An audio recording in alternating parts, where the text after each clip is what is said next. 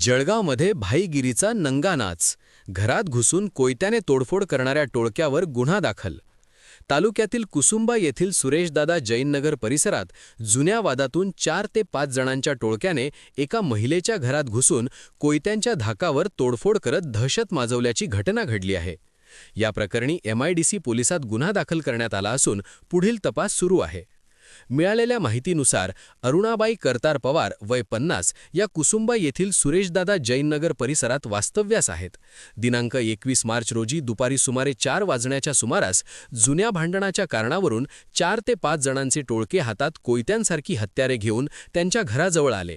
त्यांनी घराचे कुलूप तोडून आत प्रवेश केला. घरात शिरल्यानंतर आरोपींनी मोठ्याने आरडाओरड करत योगेश कुठे आहे, त्याला आम्ही सोडणार नाही अशी धमकी दिली. तसेच आम्हीच जळगावचे डॉन आहोत, आत्ताच जेलमधून बाहेर आलो आहोत, कोणी पुढे आले तर एकेकाचा मुर्दा पाडू अशा शब्दात परिसरात दहशत निर्माण केली. यानंतर आरोपींनी कोयत्याच्या सहाय्याने घरातील भांडी व इतर साहित्याची तोडफोड करून नुकसान केले. अचानक झालेल्या या प्रकारामुळे परिसरात काही काळ भीतीचे वातावरण निर्माण झाले होते. या घटनेनंतर अरुणाबाई पवार यांनी दिनांक 22 मार्च रोजी MIDC पोलीस ठाण्यात तक्रार दाखल केली. त्यांच्या तक्रारीवरून संबंधित 4 ते 5 जणांच्या टोळक्याविरुद्ध गुन्हा नोंद करण्यात आला आहे. या प्रकरणाचा पुढील तपास उपनिरीक्षक राहुल तायडे करीत आहेत.